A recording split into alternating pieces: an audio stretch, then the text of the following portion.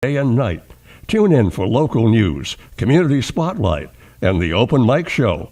Only local radio can bring you local news, but only WHAV does. Catch the wave! Those political sound bites you hear on the news are, at best, incomplete and could be misleading or even outright lies. This is David Pakman. Take time to delve into the truth by listening to The David Pakman Show, Tuesday through Friday nights at 8 on WHAV. Lack of logic and reason are exposed on The David Pakman Show as newsmakers collapse under cross-examination. Remember, only local radio can bring you this talk opportunity, but only WHAV does. Wave weather!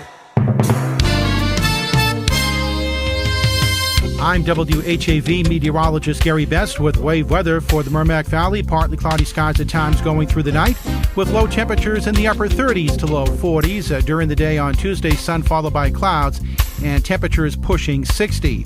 Increasing clouds at night in the 40s. A lot of clouds on Wednesday, maybe a few showers. High temperatures mostly sitting in the 50s.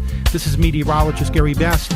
Your next wave weather is coming up in 30 minutes.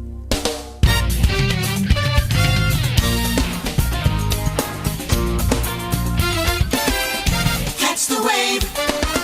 WHAV Open Mic.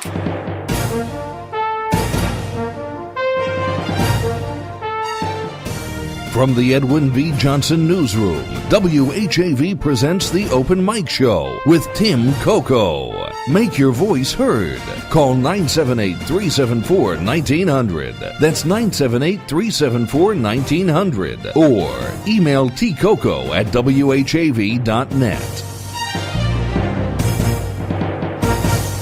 And welcome to the Open Mic Show, a 50-year staple of democracy in the Merrimack Valley. Thank you for joining us. This hour of the Open Mic Show is being brought to you by Haverhill Bank. Just one bank. All right. Tonight is mostly open lines, but we will have a guest. Nancy McKenna from Pentucket, Kiwanis, is joining us just after the news at 7 o'clock. She's going to talk about the 6th annual Kiwanis wine tasting. That takes place, I think, Friday night. So, or is it Saturday? Friday night. So, we look forward to learning more about that. When I was actually at, it's going to be at Maria's restaurant. When I was actually at Maria's last week, we were hearing about how big this event's going to be. It's going to occupy the entire restaurant, both the Galleria function hall and the front of the restaurant. There's auction items, wine tasting, and apparently a rather gourmet buffet. So, you know me and food, I want to check that out. If you have a December birthday or anniversary, if you know someone with a December birthday or anniversary, we're taking those tonight and entering names into the hat for a possible winner to receive an LBD's second generation Italian bakery birthday cake. 7-inch cake. Choices vanilla or chocolate all come with house frosting, and this contest would not be possible without our friends at LBD's second generation Italian bakery in Bradford at 140 South Main Street. All right, I trust all of you have figured out a way to tune in. Let's go through the options for the next 2 hours. You can watch the Open Mic Show at WHAV.tv or Haverhill Community Television or HC Media Channel 22 if you're a Comcast subscriber. So if you are listening in, you can switch to a viewable option if you prefer.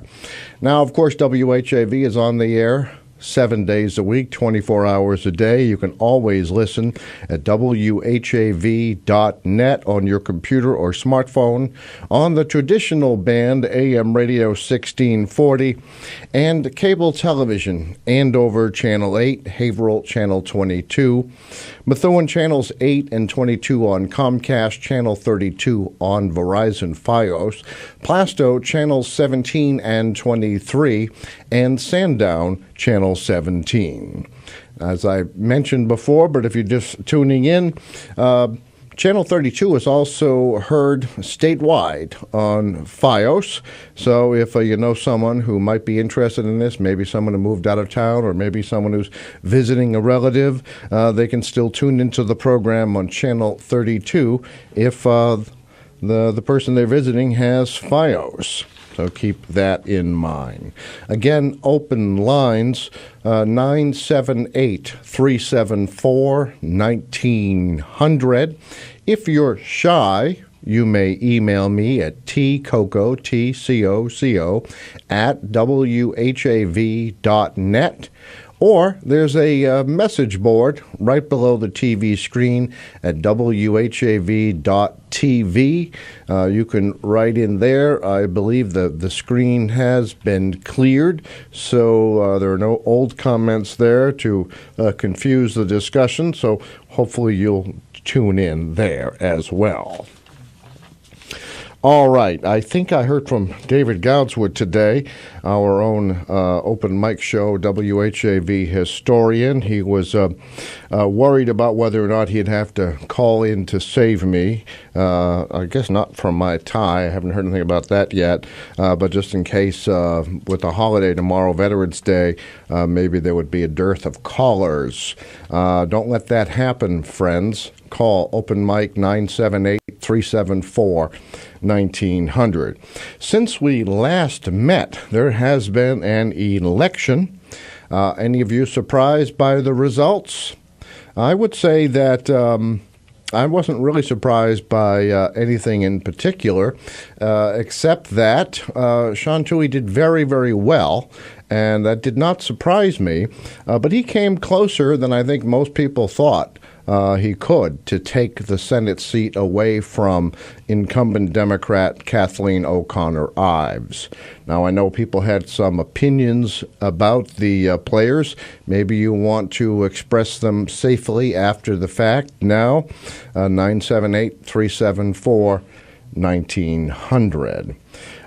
Amesbury and Newburyport had an interesting race that we didn't directly cover because it's not in our service territory, but it was still interesting that a longtime Democrat, Ed Cameron, was apparently defeated by a small number of votes by Amesbury City Councilor Jim Kelcourse. Kelcourse, as you may remember, ran for state senate as an independent 2 years ago. This time he ran as a Republican for state rep, the seat given up by Mike Costello. And I guess this goes to show Newburyport that Amesbury is bigger and has the votes in that end of the district. Now, Cameron, and I made this observation before, especially during the preliminary races. Cameron was a longtime Democratic Party, I don't know if operative is the right word, but definitely organized the three-city, two-town Democratic events, organized lots of locals for sign holding for various Democratic candidates. And I made this observation during the primary election. The candidate, the other Democratic candidate for state senate, also considered herself an insider, Jessica Finicaro. And I don't think the message is out there yet that insiders don't necessarily prevail. The 50 friends telling them, yes, you've served on every Democratic committee, every event committee, holding signs. But the voters don't largely see that the same 50 friends do. So it's something to think about. And if this state were a little more balanced with Democrats and Republicans, I'd probably make the same argument about Republicans.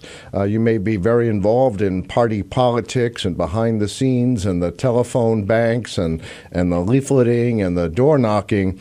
But really, that doesn't go a long way. People want to know what you've done in the community, what your services have been, your charitable efforts, your work life, all of that kind of thing. So I wondered if anyone had any thoughts about that. 978-374-1900. Further, the political scene, we did see, not a bad turnout as turnouts go, but we did change the man at the top, Governor-elect Baker. Anyone have any thoughts now? Here's my opinion. It was a very, very close, less than 1%.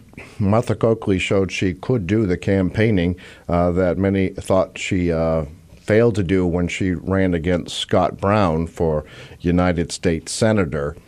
But this was much closer. But I wonder if she would have won if she hadn't been perceived as a loser in that Scott Brown race. I guess it's a nice segue to talk about losers. Scott Brown did not prevail in New Hampshire. And someone joked during election night, I think it was Jack Bevilacqua, I hope he doesn't mind my mentioning his name, joked that maybe Scott Brown will buy a condo in Maine and try there. Your thoughts, 978-374-1900. Now, Brian, a regular caller to the Open Mic Show, made the news, and not in a good way. I'm going to ask Nate to stand by with an audio cut. But Brian, many of you hear him on this program. I will say my heart goes out to him. He's had a really tough year. I normally don't talk about some things, but since they appeared on Channel 5 News just a short time ago, I'll get into it. Now, Brian is blind. His wife died earlier this year. I think they were married like 37 years. His boyhood home that he hoped might be rehabbed or replaced with another home that he could move back to his old neighborhood right on the edge of the urban renewal district on the Water Street side. His house was condemned, and then he ran into a lot of problems with the city. Ultimately, the house was demolished. And now, apparently, his life savings was taken from a vault in his home or a safe in his home. The safe had bonds and that kind of thing. And here's an audio from Channel 5's report that came on at 5 o'clock. Nate, are you ready to play that audio? All right, so Nate's going to play that when he's ready. A blind Haverhill man said someone stole $30,000 from a safe and a cabinet in his home. Brian Langlois discovered the loss shortly after his wife died of multiple sclerosis. He says he's saddened by this double loss. Haverhill police are now investigating but would not say if they have suspects. Langlois says this cash and bonds represents his life savings. He hopes the thief will have a change of heart and return the money. In Haverhill, Kelly Tuthill, WCBB.com. Yes, Brian just really, you'd never know it hearing him on the phone. He's always so upbeat, enthusiastic. He's always calling in a birthday for a friend. And to just suffer yet another loss, it just goes to show how the human spirit can persevere. I don't know, Nate, if it's still on your screen, if you can find a photo of Brian's home, his boyhood home, either before or after demolition or both. I mean, this man has just had a tough time of it this year, and I want Brian to know our hearts go out to him, and that he's welcome to call the program. I don't know, some people get a little bit of relief talking about some of these things, others rather not, so it's entirely up to Brian, but long-time WHAV Open Mic Show listener and participant. That was just a terrible thing. Undoubtedly, you'll hear more about this on WHAV News in the morning with News Director Dana Esmo. All right, tomorrow is Veterans Day, but we'll discuss that after we take a brief break. This hour, we're going to hear mass moments this day in history in Massachusetts. We'll be back with more of the Open Mic Show and your calls after this. Open Mic! Tim Coco and the Open Mic will be right back. Get in on the action. Call 978-374-1900 or email tcoco@whav.net. If you are enjoying this program, please consider making a donation right now. Your donations to not-for-profit WHAV help keep these vital community services on the air. Donate online at www.whav.net. This is Phil Christie. When local news breaks, the wave is there. Only local radio can bring you local news, but only WHAV does. Catch the wave! The most trusted man in America, news anchor Walter Cronkite, once said, "It is absolutely essential in a democracy to have competition in the media, a lot of competition." That sentiment is one of the driving forces behind WHAV's expanded local news effort. This is News Director Dana Esmail inviting you to listen to my hourly weekday newscasts right here on WHAV. You'll also find the area's most comprehensive local news reporting at whav.net on your computer or smartphone. Remember, WHAV is the only Haverhill-based news source, and it's always free. And that's the way it is. Today is November 10th. On this day in 1986, Congress designated the historic Blackstone River Valley a National Heritage Corridor. Running from Worcester to Providence, the Blackstone Valley lays claim to being the birthplace of the American Industrial Revolution. It was here that the nation's first mechanized textile mill opened in 1790. Over the next 150 years, countless factories tapped the abundant water power available along the Blackstone's 46 miles.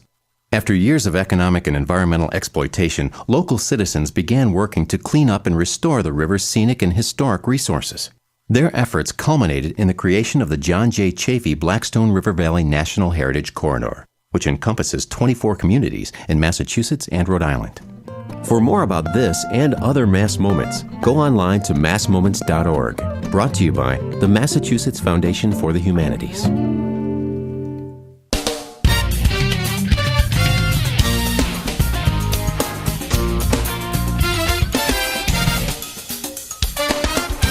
WHAV Open Mic.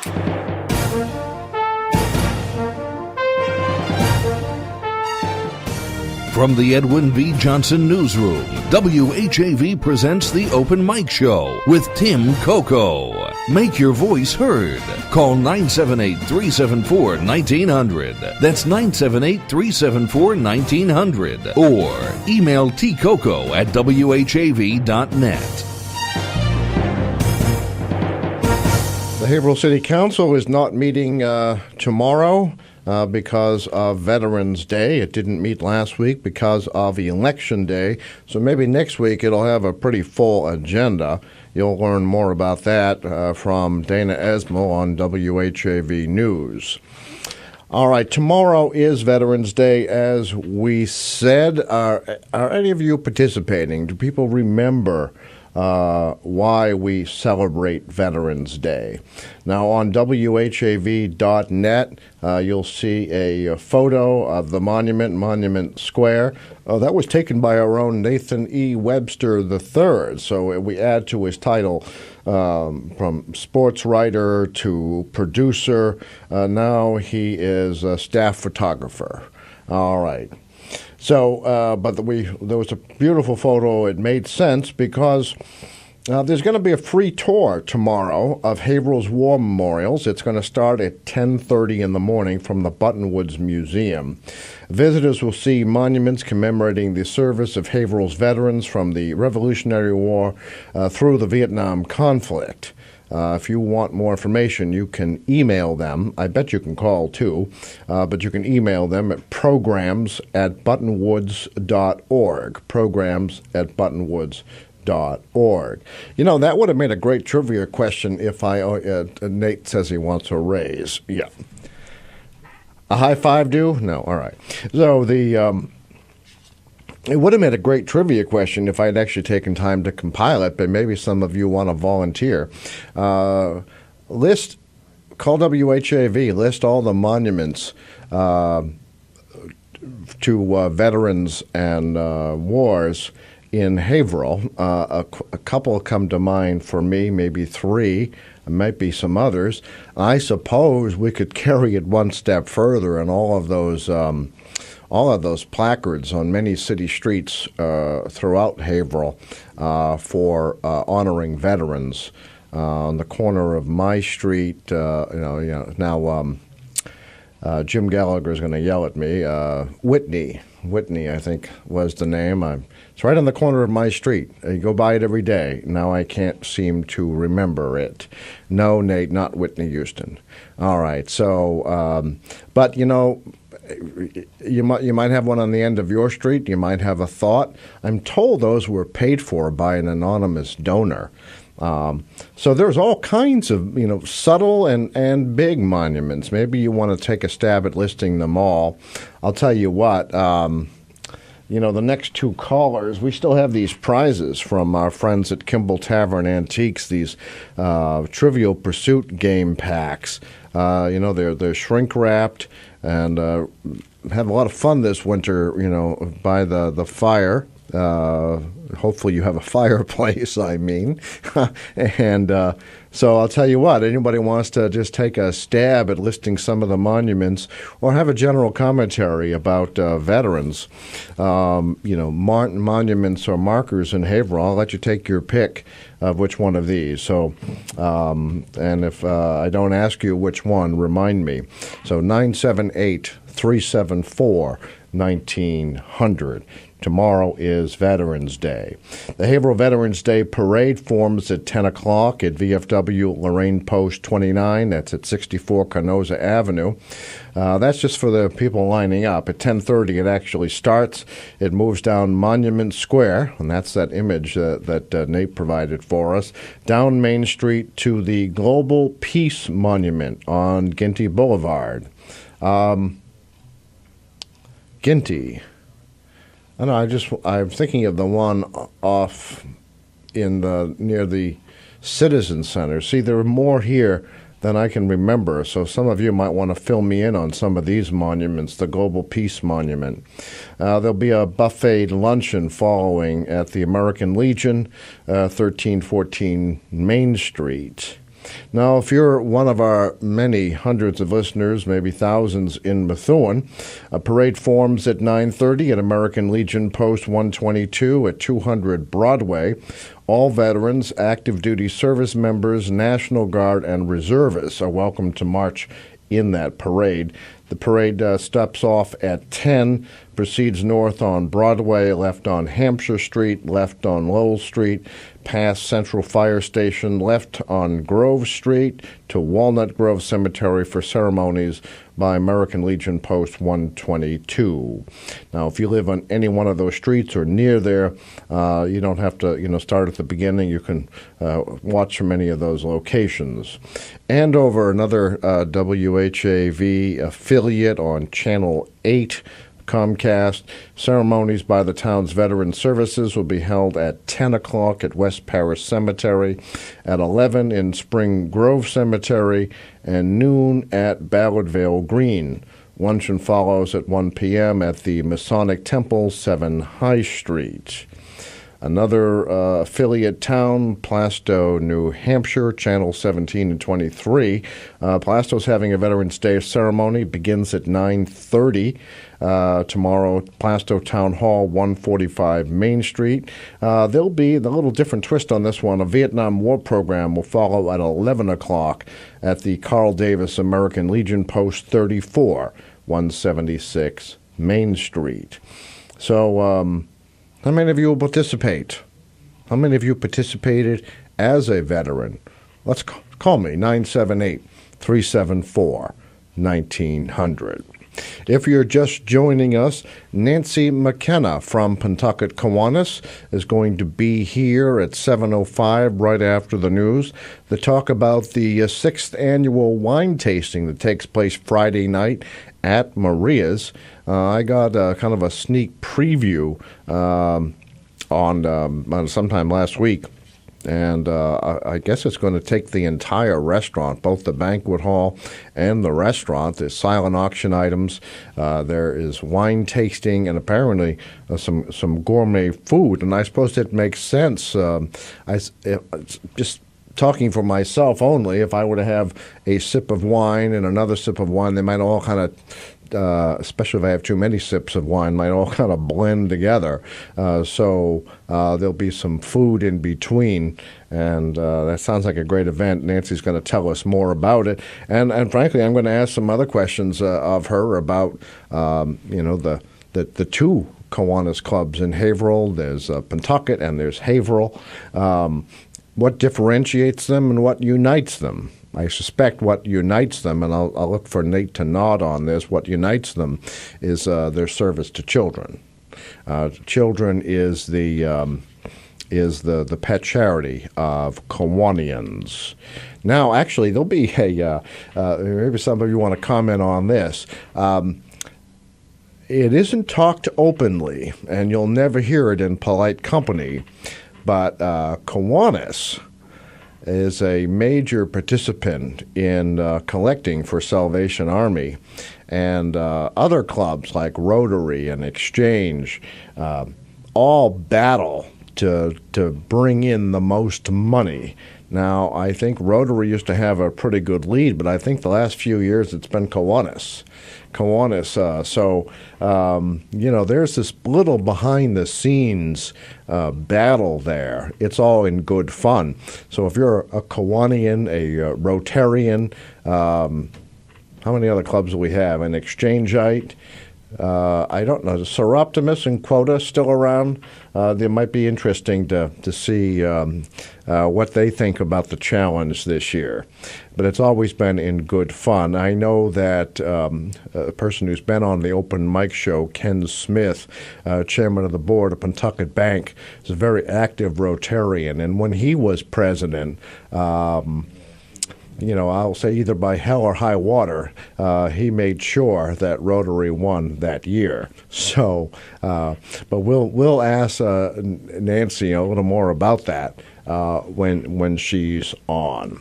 My clock says it's 3 minutes to the top of the hour. Reminder. Wish someone a happy birthday or a couple a happy anniversary, and their name will be put into the hat. We want to give away, and frankly, we wouldn't be able to do it without the help of LBD's second-generation Italian bakery in Bradford, give away a birthday or anniversary cake. We're taking December birthdays and anniversaries, and we'll take the recipient's name, place them in the hat, and then we'll do the drawing on the last Monday of this month. You don't need to be listening to win. It goes in there. Nate will take the information.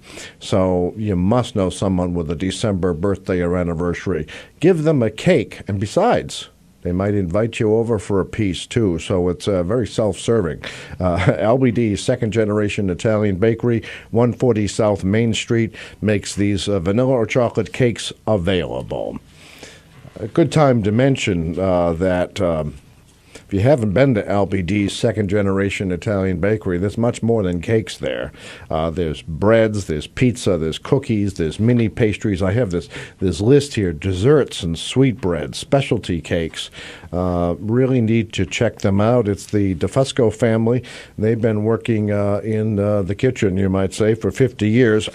What really impresses me is their hours. 7 days a week. They're there at 6 in the morning. 7 days a week at 6 in the morning. No sleeping in for them. They're usually there Monday through Saturday, 6 a.m. to 6 p.m.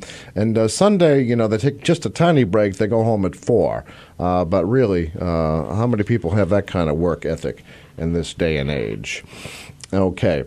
We're going to have Nancy McKenna from Pentucket Kiwanis coming up right after the news at 7 o'clock, and she will maybe answer some of our other questions about Kiwanis. And if you want to ask a question yourself, get ready to dial 978-374-9494. 1900. All right, now we're going to try to get Nate's attention so that we can go to local news with WHAV's own news director, Dana Esmel. We'll have national news from FSN, local weather, and just a little plug for our meteorologists. You know, they're actually here in the Merrimack Valley. They actually work for WHAV.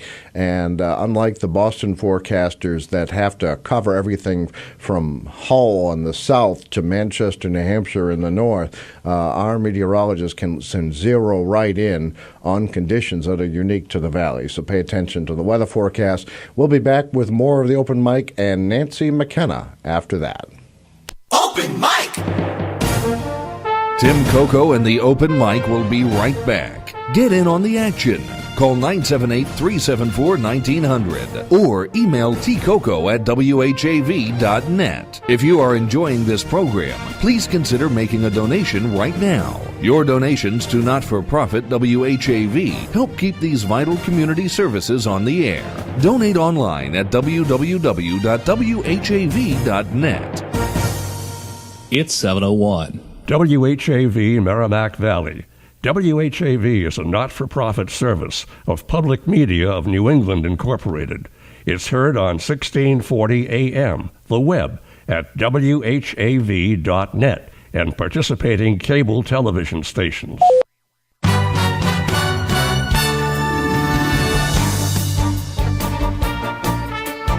Here's what's happening in local news. Demolition of several downtown blocks to make way for Harbor Place will not require any Merrimack Street lane closures or one-way traffic, says the city's economic development chief.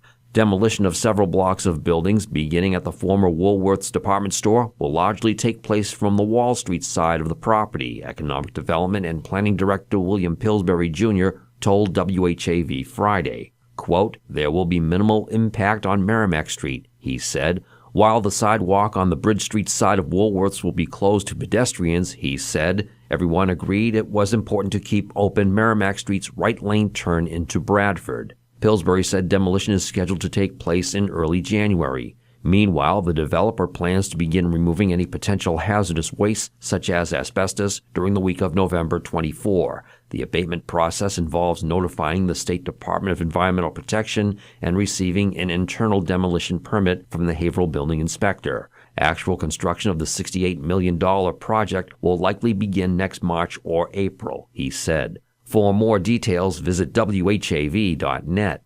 A Dorchester man was arrested by Haverhill police in connection with an investigation into a disturbance Sunday morning on Baldwin Street. Haverhill police report 28-year-old Antoine D. Thompson of Dorchester was charged with malicious destruction of property over $250 and disorderly conduct. The arrest occurred at 6:30 a.m. Sunday. Leaders at the Haverhill Firefighting Museum are seeking volunteers and board members. According to a press release, volunteers at the home to a collection of New England firefighting artifacts from colonial days to present times are needed to help at events with displays, on days the museum is open, and for school field trips. For more information, contact Cindy at 978-994-1854. Haverhill's Holy Family Hospital at Merrimack Valley will host a senior lunch presentation on partial knee and total hip replacement 1 to 2 p.m. December 2nd in the hospital's first-floor auditorium, 140 Lincoln Avenue. According to a press release, orthopedic surgeon Barry Bickley, MD, will talk about Macoplasty, a robotic-assisted surgery for patients suffering from early to mid-stage osteoarthritis of the knee and hip. The cost of $5 includes a full dinner and the presentation. Registration is required. For more details, visit whav.net. In local high school sports, Whittier Tech Wildcats' schedule for Monday includes boys junior varsity football traveling to Greater Lowell Tech. Also, Whittier winter sports registration is now open. For more details, visit whav.net. Remember, WHAV is the only Haverhill-based news source, and it's always free. In the Edwin V. Johnson newsroom, this is Dana Esmel. From Feature Story News in Washington, I'm Rebecca Foster. At least 47 students have been killed by a suicide bomber in Nigeria. The attack took place at a technical school for boys in the Yobe state. The authorities believe the extremist group Boko Haram was responsible for the bombing. The terrorist group has killed thousands of people in northeastern Nigeria over the past 5 years. Gary Alfonso reports. Nigerian police have confirmed that the explosion was caused by a male suicide bomber who joined the Science and Technical School's morning assembly. At least 47 people have been confirmed dead and up to 79 schoolboys have been admitted to hospitals and clinics in the area. Eyewitness told reporters that chaos and uncertainty reigned at and around the school for most of the morning. Police believe the suicide bombing was part of the terror campaign by the extremist Boko Haram group, which is trying to destroy all Western education facilities in northeastern Nigeria. Gary Alfonso, Johannesburg. U.S. President Barack Obama has joined business leaders from 20 other Pacific economies at a meeting of the Asia-Pacific Economic Cooperation Forum in Beijing. Mr. Obama said in a speech to the summit that he wants the U.S. and China to strengthen ties to create new jobs and announced a new visa agreement between Washington and Beijing. Here's U.S. correspondent Lorna Shattuck. President Obama has turned his focus to foreign policy after last week's defeat for his Democratic Party in the midterm elections. He's on a week-long trip to Asia, taking in the APEC summit, a trip to Myanmar and attending the G20 gathering in Australia.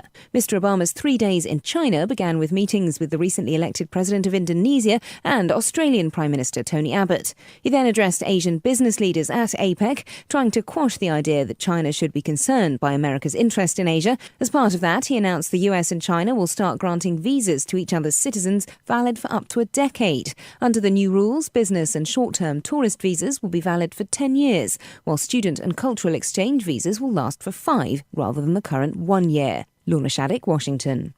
Parts of the Russian capital, Moscow, are reportedly shrouded in a noxious gas. Russia's emergencies ministry is urging people to stay indoors after what may be a hydrogen sulfide leak. Tom Barton reports from Moscow. Hydrogen sulfide can be highly toxic and smells like rotten eggs. The gas has been smelt in central, eastern and southeastern parts of Moscow.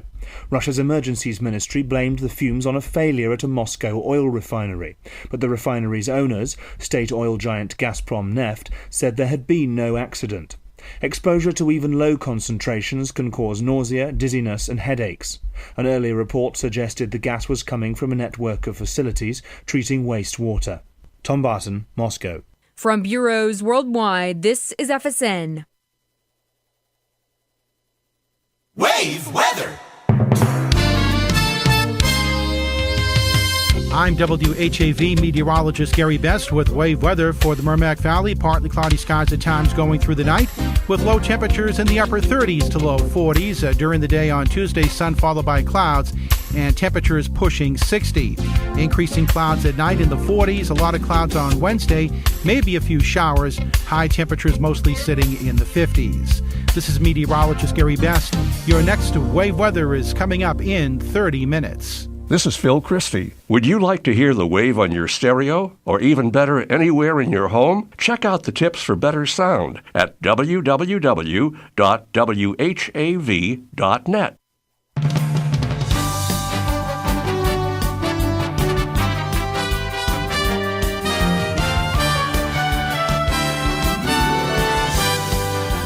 Catch the wave, WHAV.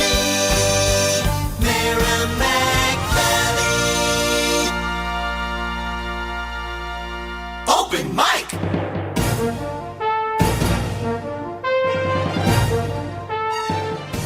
From the Edwin V. Johnson Newsroom, WHAV presents the Open Mic Show with Tim Coco. Make your voice heard. Call 978-374-1900. That's 978-374-1900. Or email tcoco@whav.net. And welcome back to the Open Mic Show, a 50-year staple of democracy in the Merrimack Valley. This hour of the Open Mic Show is being brought to you by Haverhill Bank, just one bank.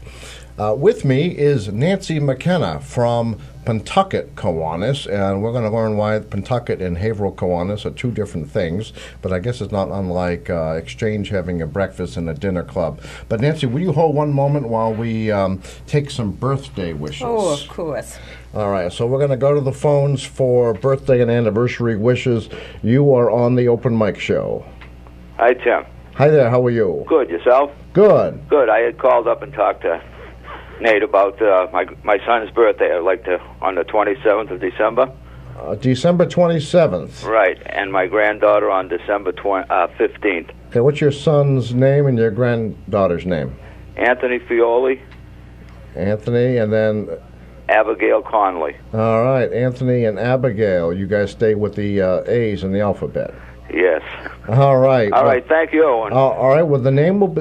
Both of them are put in the hat. We're going to make the drawing on the last Monday of this month. All right. Thank you, and you're doing a hell of a job. Well, thank you very much. Certainly appreciate that. Have a good night, Tim. You too. Take care. Bye-bye. All right, Nate. Is it on this one, or are you bringing it on the other phone? Oh, the two birthdays were from the same person. All right, I thought we had two different calls. All right.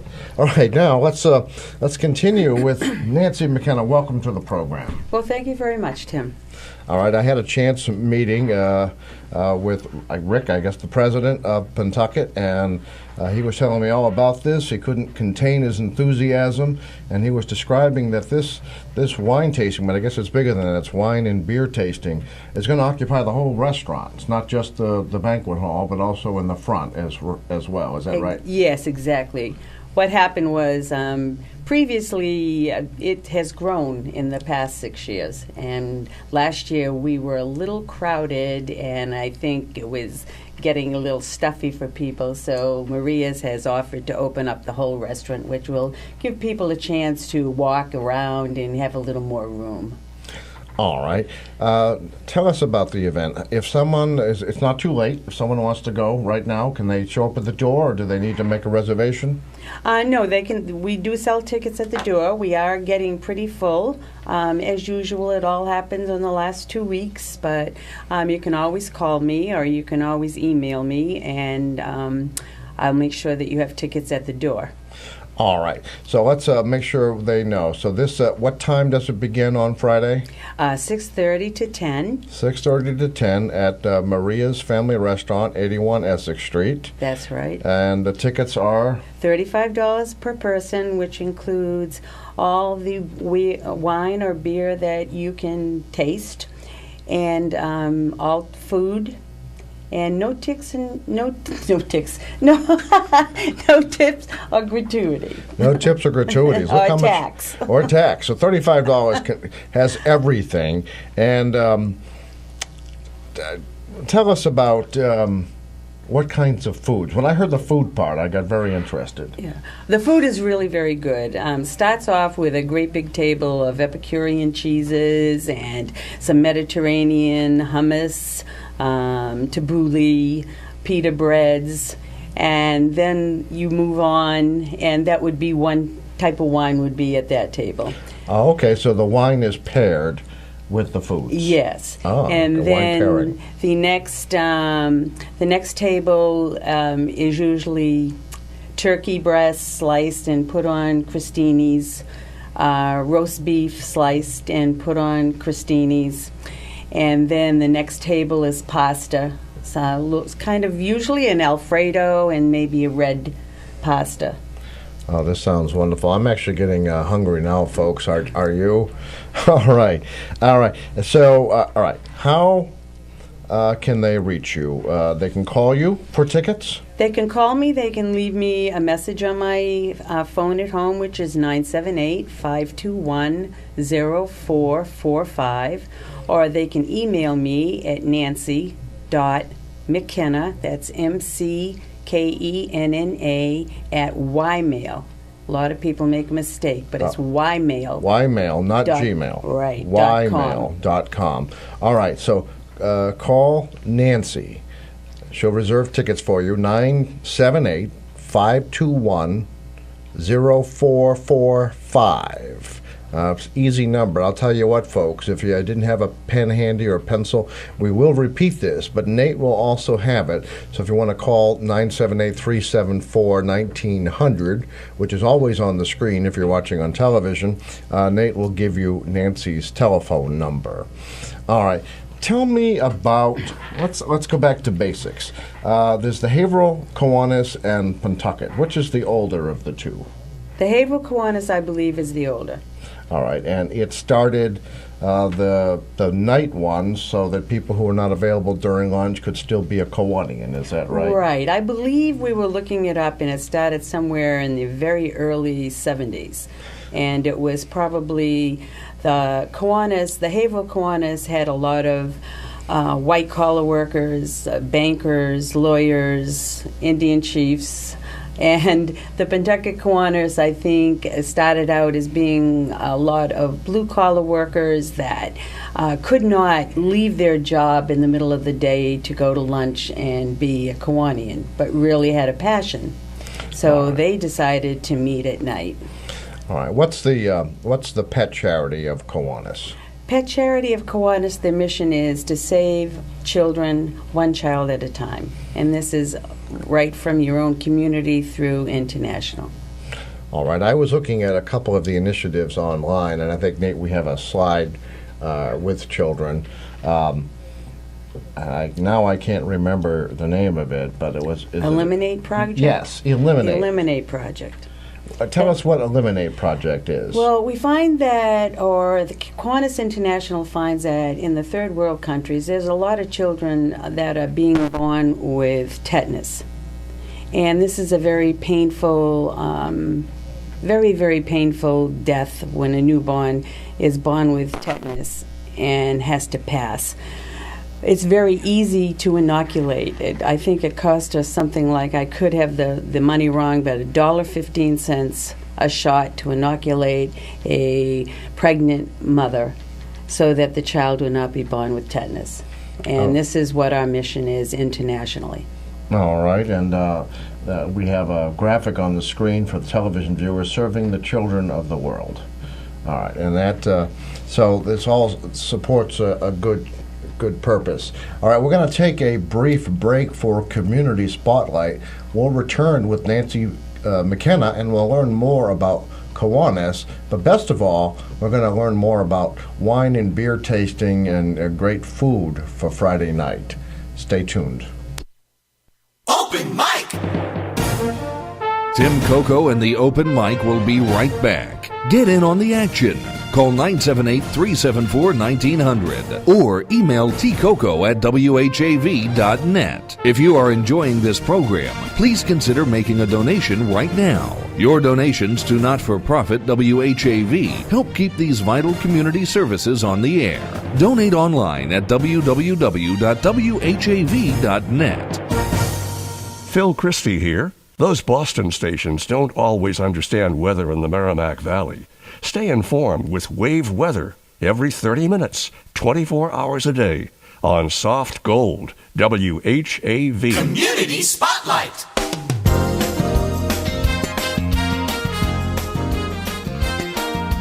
The Greater Haverhill Chamber of Commerce is having a Chill Fest Saturday, December 6th from 2 to 6 p.m. Activities include cookie decorating at Inside View, ornament painting at the Paint and Wine Lounge, photographs with Santa sponsored by Pentucket Bank, and a Haverhill tree lighting finale. There will also be opportunities to support local nonprofits with donations of food, clothing, and more. For more information, call 978-373-5663. Someone you know is on WHAV. To submit or read your own nonprofit announcements, click on the Contact tab at whav.net or email news@whav.net. In the Edwin V. Johnson Newsroom, this is Martha Melendez.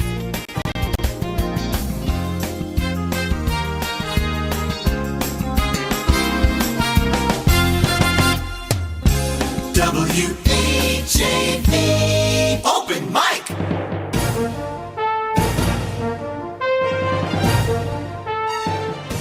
From the Edwin V. Johnson Newsroom, WHAV presents the Open Mic Show with Tim Coco. Make your voice heard. Call 978-374-1900. That's 978-374-1900. Or email tcoco@whav.net. Welcome back to the Open Mic Show. I'm Tim Coco. My guest is Nancy McKenna from Pentucket Kiwanis. This hour of the Open Mic Show is being brought to you by Haverhill Bank. Just one bank. And Haverhill Bank is well represented in Kiwanis, I believe. Yes, they are. I think Tom Faulkner is at the day club, and I think so is the president of the bank, Tom Mortimer. Yes, he is. In the day club. And I don't know if they have any representatives to the nightclub. Well, they support the nightclub. I think that's really terrific. All right, that's even more important. Pay it forward. All right, so Haverhill Bank's always been such a good supporter of all the charities and all of the events, and so let's talk a little bit more about this. All right, so does the wine tasting have a formal name? Let's make a difference. Okay, so that was true. So that's been going on for some time. This is the 6th annual. The 6th annual. Let's make a difference. Charity auction, wine and beer tasting. This is going to be Friday night. That's right. Beginning at 6:30 at Maria's on Essex Street. That's right. All right, so this sounds great. You can buy tickets at the door. So you don't have to call. You don't have to email. Be nice if you would, though. And Nancy, what's your phone number again if they do reserve? 978-521-0445. All right, now, who could miss this? Walk us through the food again. See, I'm hungry. Okay. You start with an Epicurean cheese display that also has hummus and pita bread and all types of Mediterranean appetizers.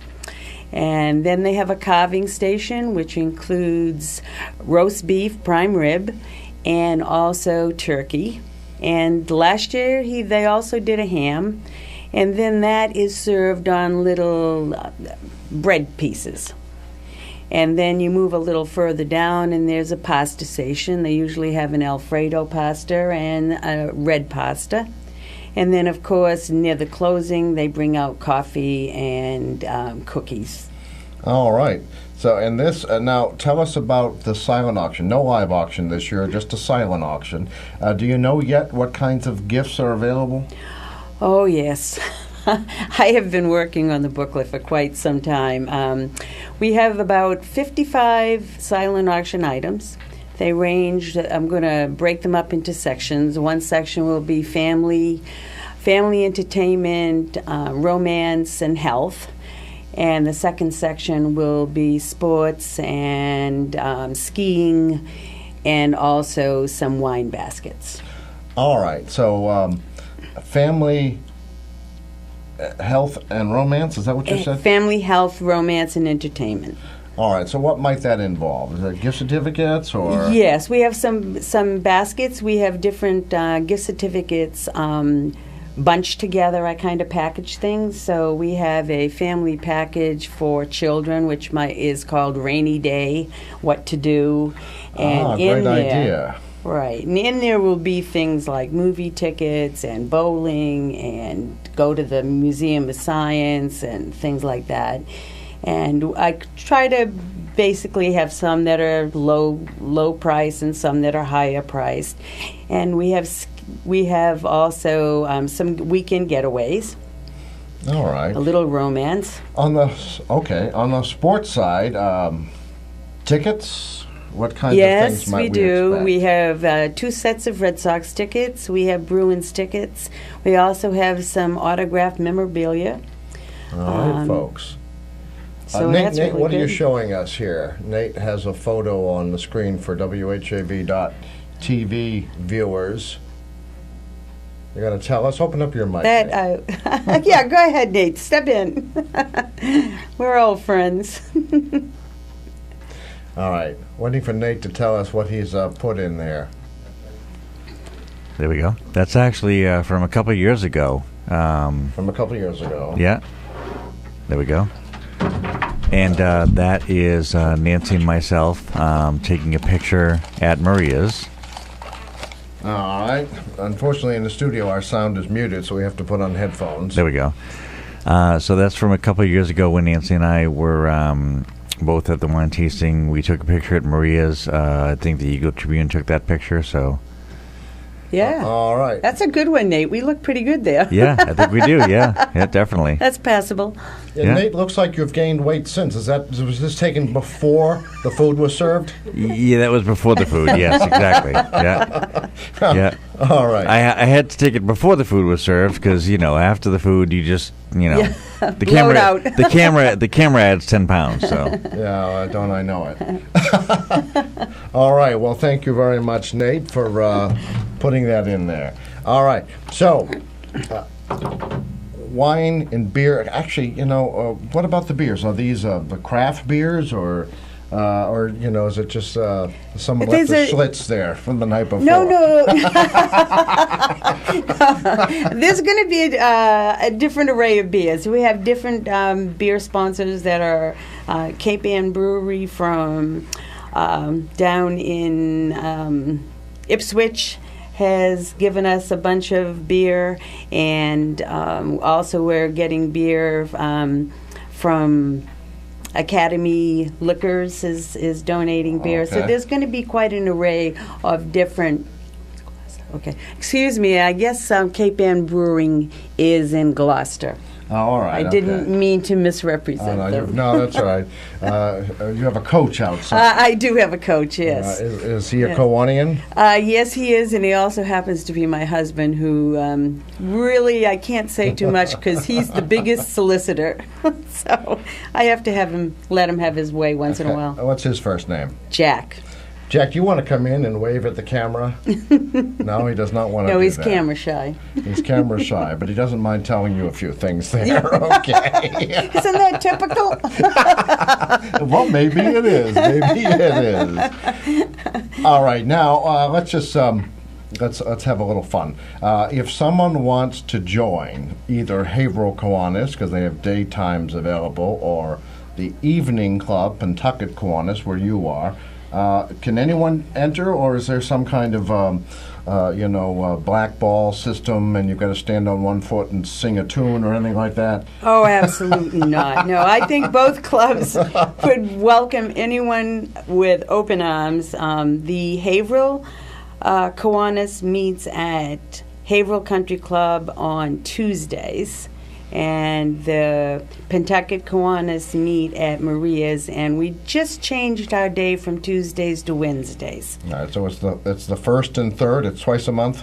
Yes, that's right. The first and third, 6:45 for the nightclub, and the day club, is that every week? I believe that's every week. Yes. Tuesdays at noon. Yes. And then could someone call you if they wanted to join and just didn't want to just show up?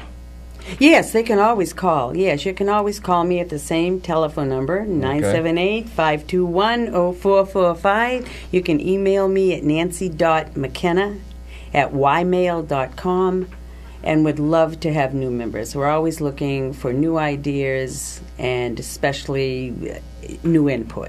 And what happens at meetings? Is there a speaker or a presentation? We try to have a speaker at least once a month. And usually we go to the community first. If there's someone that wants to tell their story, or someone that wants to let you know about their business or anything new that's going on, then they also just contact me, and we will let them come and meet with the club and tell their story. But if you'd like to just join, you can just come to the meetings, and would welcome anybody. And you are past president? Yes, immediate past president. Immediate past president. I just passed the gavel to our new president, Rick Danu, in October.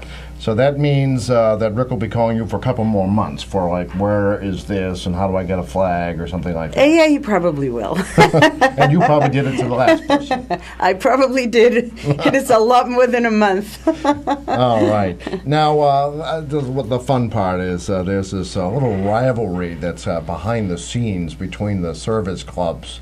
And Nancy told me a little secret just a bit ago, and that is that with competition being so fierce to be the ones to collect the most during the Salvation Army bell ringing, the two Kiwanis clubs worked together, the day and the night clubs, did you say? Yes, we did last year, yes. All right, worked together, and Who wins, Rotary, Exchange, or Kiwanis? I would have to say the Kiwanis. So I'll throw the gauntlet out. She's in trouble. So this is the challenge for you, Exchangites and Rotarians. And by the way, are the other, do we still have a Quarter Club and a Seroptimus Club? And do they participate? You know, I don't know. I haven't heard much from them, and there may be some other clubs that I've actually forgotten about, and anyone who wants to call and give a plug for their service club, please do. Okay, you heard it here. No funny salutes or anything like that. You can just join, help your community. We used to joke Rotary that a new person coming in would say, well, I hope you've learned the song now, and there's no song, although we do sing once in a while. But in any event, I don't want to scare them away. Do you guys sing? No, we don't. We don't. But the Haverhill Kiwanis do. So, see, there is a difference. All right, so Pentucket doesn't sing. If that might help him make a choice, Haverhill does. All right, let's review the facts. 6:30 Friday at Maria's. Wine and beer tasting with pairings with food selections, if I heard correctly, starts with cheese, turkey, roast beef. I did a pretty good job getting this down. Pasta, usually the white sauce, Alfredo, and then there's cookies at the end. Yes. I must be hungry. I did a good job with that, didn't I? All right. I think you'll see me there. Oh, great. All great. Right. So thank you very much for coming on. Again, folks, you can get your tickets at the door. But if you'd like to make a reservation, call Nancy. One more time with that phone number. 978-521-0445. All right, Nancy, it's been a great pleasure to have you on. Oh, thank you so much for having me. I really enjoyed it. And you're welcome back anytime. And I'll even say that if you have a great speaker at any of your meetings that you think deserves some additional publicity, WHAV will go there and record it. Oh, okay. That's great to know. All right. Thank you so much. We'll do that. Maybe broadcast it live if you get the governor or something. Okay. All right. All right. Very good, folks. We'll be back with more of the Open Mic Show after local weather, and I think there's a NASCAR race recap this hour with our own Nathan E. Webster III, and that's another thing he does around here. All right, we'll be right back. Open Mic! Tim Coco and the Open Mic will be right back. Get in on the action. Call 978-374-1900 or email tcoco@whav.net. If you are enjoying this program, please consider making a donation right now. Your donations to not-for-profit WHAV help keep these vital community services on the air. Donate online at www.whav.net. It's 7:33. Phil Christie here. Still not sure when your favorite features are broadcast? Check out the What's On page at www.whav.net for complete listings. With this week's race recap, I'm Nate Webster. The final four for the chase for the Sprint Cup have been locked in, one being Kevin Harvick after he dominated at Phoenix International Raceway. A disappointing end to the season for Jeff Gordon. He gets knocked out of the final four by Ryan Newman, missing the last dance by just 1 point. Gordon says he thought second place would be good enough to get him in, but Harvick was just in another zip code. To come out of here second, I really thought second would get it done, but obviously it didn't. We did everything that we could. Yeah, it's disappointing. It makes last week that much even tougher to swallow, but put in a great effort at Martinsville, great effort here, and it just wasn't enough. Some things are out of our control, and I feel like we did a great job, putting all the effort into the things that we could control. A record 11 cautions on the day, including lap 212 when Kyle Busch goes for a spin and gets clobbered by Clint Boyer. Jimmy Johnson hits the wall after his brake rotors explode on lap 236. That was after a 5-minute red flag from the previous wreck. Close calls in pit road for Marcus Ambrose and Tony Stewart. Joey Logano is penalized for leaving his pit box with the gas can still engaged. Denny Hamlin comes in with a right rear flat and drops to 37th. He gets the free pass on lap 96. Moving on to Homestead, Miami next week are Kevin Harvick, Joey Logano, Ryan Newman, and Denny Hamlin. Jeff Gordon, Brad Keselowski, Matt Kenseth, and Carl Edwards are out of championship contention. Nate Webster, WHAV Sports.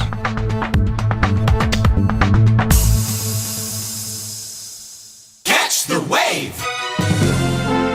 On air or online, WHAV serves you.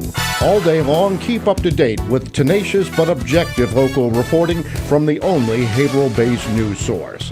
Find out about civic and charitable events on Community Spotlight every quarter hour, and better prepare with wave weather heard every 30 minutes. For talk, there's Tom Hartman weekdays at noon, the Open Mic Show every Monday night, and David Packman Tuesday through Friday nights. And there's more. Hear classic comedy and drama 7 nights a week at 10 p.m. and 1 a.m. Finally, a unique blend of soft gold music radiates day and night. Only local radio can bring you this combination of music, news, and features, but only WHAV does. Wave weather. I'm WHAV meteorologist Gary Best with wave weather for the Merrimack Valley. Partly cloudy skies at times going through the night, with low temperatures in the upper 30s to low 40s. During the day on Tuesday, sun followed by clouds and temperatures pushing 60. Increasing clouds at night in the 40s. A lot of clouds on Wednesday, maybe a few showers. High temperatures mostly sitting in the 50s. This is meteorologist Gary Best. Your next wave weather is coming up in 30 minutes. WHAV Open Mic.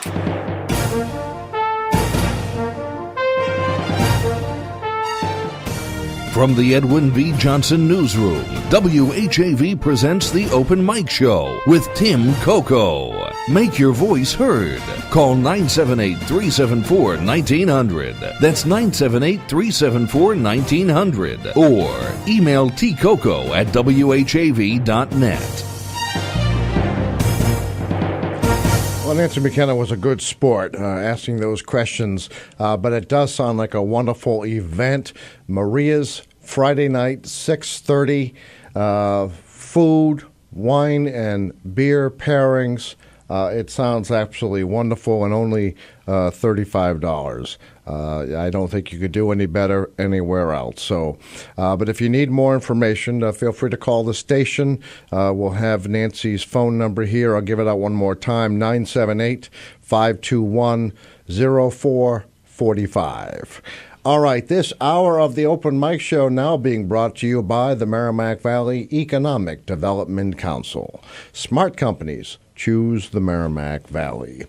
You know, speaking of smart companies, now I actually had not planned to talk about this, but speaking of smart companies, if any of you follow the news on WHAV, and I certainly hope you do, I somewhat interjected into a news story here at the station. And when that happens, the story gets extra scrutiny to make sure that it's being covered objectively and not being influenced by any of my thoughts or opinions.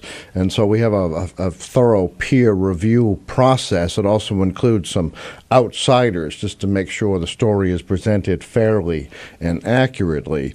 And one of those stories in the last few weeks, and actually the last few days, is the Merrimack Valley Planning Commission is looking for $115,000 in a state grant to promote, at least to some extent, its website, Merrimack Valley Means Business.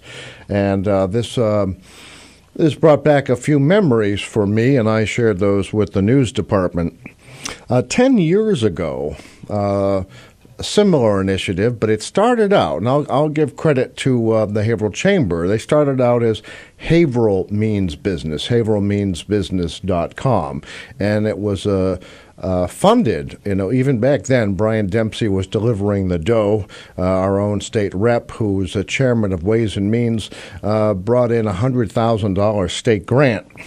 And the Merrimack Valley Planning Commission, the Greater Haverhill Chamber of Commerce, and the City of Haverhill put together, or at least started to put together, a website called Haverhill Means Business. And I can't tell you everything that happened, but all I know is that about a week before the site was to be launched, and there was a specific date. It was going to be at what is now Whittier Rehab Hospital, right next door to us in Ward Hill. And they had already planned to have a big outing and TV screen to show the website. One problem, the site wasn't ready. Now, I did not know then I have a better sense now, thanks to comments on WHAV's web pages, but I did not know who was responsible for building it. But whatever happened, they didn't finish it. And the parts they did not finish were, frankly, all the visible parts, the parts where you could find out, if you're a business trying to locate here, what the gas rates are and electric rates and what the tax rates are and what the water rates are. It was a really good concept, because if you're looking to move your business to Haverhill, you want to know these things. However, none of those things had been built. So the chamber approached my day job, my company, Cocoa and Company, and asked us to please, desperate begging, can you finish this site? We spent the money on something else. No questions asked. Cocoa and Company stepped up.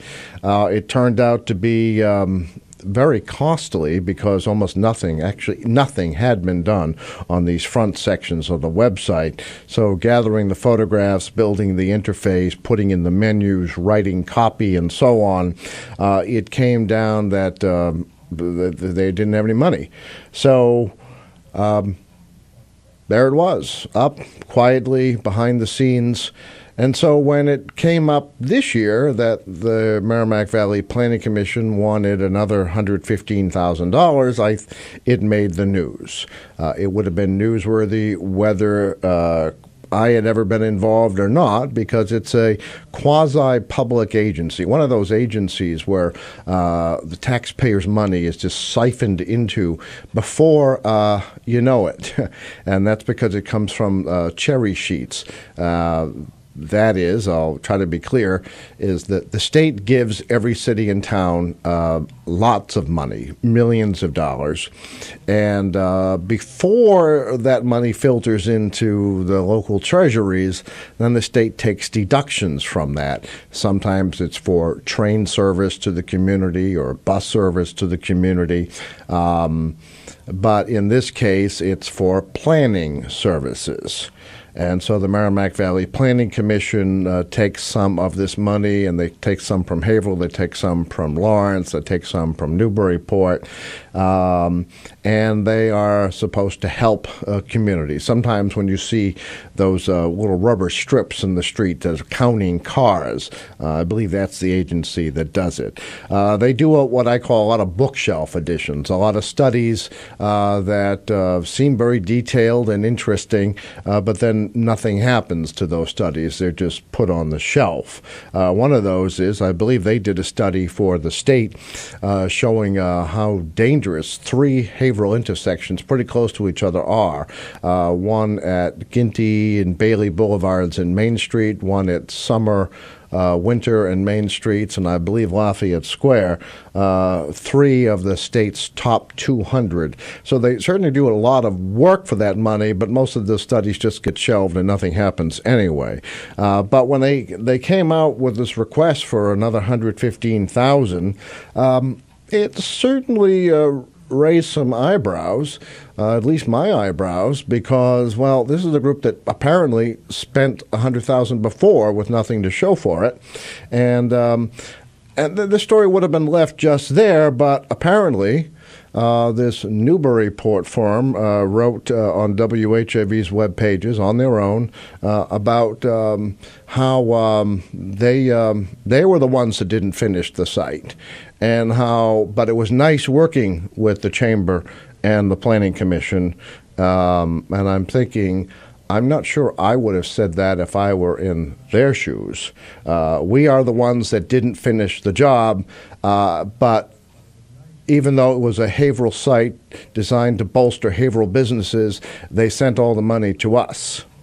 I don't know. What do you think of that? There are a lot of examples of that, so I'll let you become part of the peer review. Government money just sort of evaporates when it gets down here for some reason. And many of you listeners have said this as well. Somehow we don't honor our own. If they're out of town, they must be better. And so all of this money that comes out of your paycheck, because you see those deductions for state taxes, all this money comes out of your paycheck and ends up in Newburyport. It's just kind of incredible, if you ask me. But I'll listen to alternate views, 978-374-1900. Okay, tomorrow is Veterans Day. Let's see what your plans are. We'll talk a little bit more about that after the break. You can also call in birthday and anniversary cake wishes. So we'll be right back. I think this hour there's a movie review for you to hear. Open mic! Tim Coco and the Open Mic will be right back. Get in on the action. Call 978-374-1900 or email tcoco@whav.net. If you are enjoying this program, please consider making a donation right now. Your donations to not-for-profit WHAV help keep these vital community services on the air. Donate online at www.whav.net. Phil Christie here. Last year, WHAV helped local nonprofits by airing 8,780 community spotlight messages. Only local radio can bring you this level of public service, but only WHAV does. Smart companies choose the Merrimack Valley. They're attracted by the region's technology and innovation, housing and education, workforce, arts, culture, and recreation, and convenient location and easy access. Learn more and look at profiles of all 24 cities and towns at the Merrimack Valley Economic Development Council website at merrimackvalley.info. Catch the wave! Melinda's Garden Moments help gardeners create and maintain a healthy, beautiful garden with ease, inside or out and all year long. This is Melinda Myers, inviting you to tune in every weekday morning, right here on WHAV. You'll learn creative ways to grow your own vegetables and herbs while beautifying your landscape. Eco-friendly lawn care, flower garden design basics, unique container gardens, attracting birds and butterflies to the landscape, and much more. Again, please join me weekday mornings for Melinda's Garden Moment for a very environmentally friendly approach to gardening. Remember, only local radio can bring you this feature opportunity, but only WHAV does. This is Take Two Movie Review. I'm Mike Friend. This week, The More Things Change. If you're a moviegoer, you've probably read the synopses of new films that appear on various websites. One I read for the film adaptation of Chad Colgin's novel Men, Women, and Children says that the film's about how the internet and social media have changed our lives.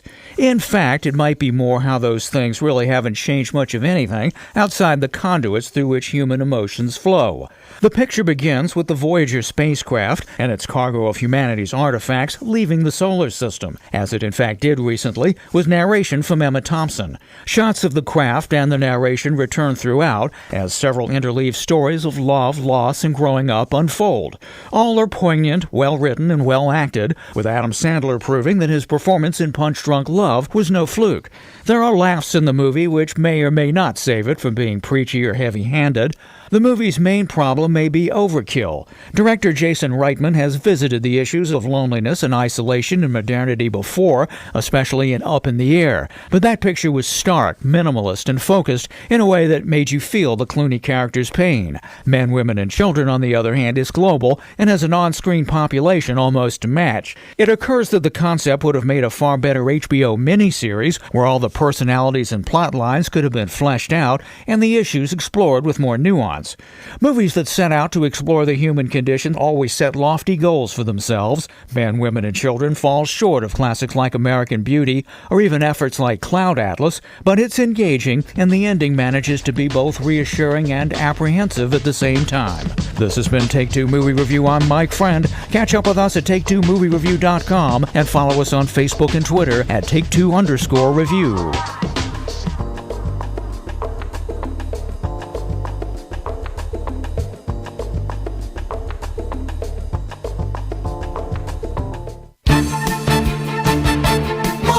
Soft gold favorites. Catch the wave. WHAV. Open mic.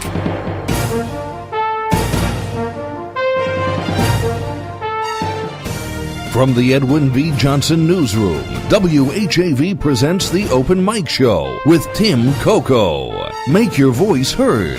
Call 978-374-1900. That's 978-374-1900. Or email tcoco@whav.net. And this hour of the Open Mic Show is being brought to you by the Merrimack Valley Economic Development Council. Smart companies, choose the Merrimack Valley. All right, tomorrow is Veterans Day. How many of you actually have that off? Now, maybe if you're retired, you have it off anyway. It's not a holiday that I see too many businesses taking off. The banks, I believe, will be closed. But I wonder if any of you are working and what you think of that. But if you're not working, there's a free tour of Haverhill's War Memorials beginning at 10:30 in the morning from the Buttonwoods Museum.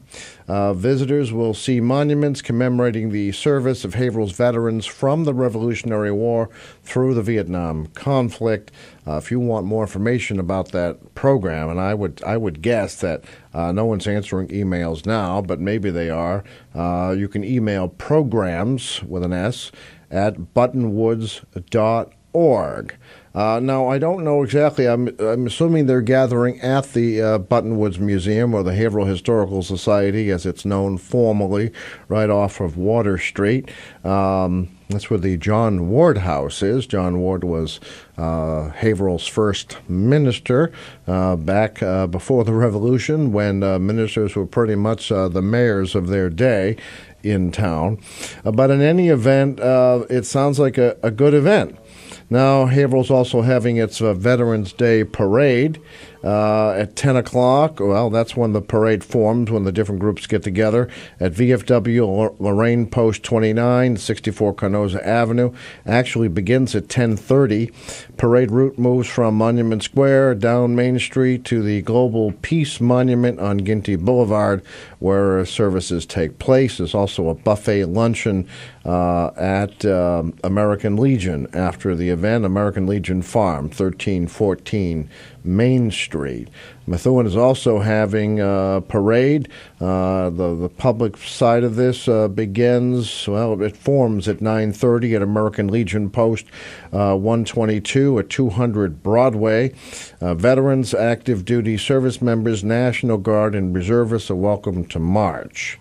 And that parade, I guess it says steps off at 10. That must be parade speak for starts moving, and proceeds north on Broadway, left on Hampshire Street, left on Lowell Street, past the Central Fire Station, left on Grove Street to Walnut Grove Cemetery for ceremonies by American Legion Post 122.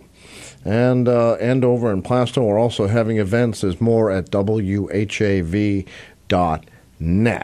So we had sort of a trivia question out there, and relatively easy because I don't know the answer. So I'll probably accept what you're giving me. But if someone could name all of the veterans and war memorials in Haverhill, or take a stab at it, and I'm thinking that some of these memorials might even be the placards on various streets for veterans that have been honored.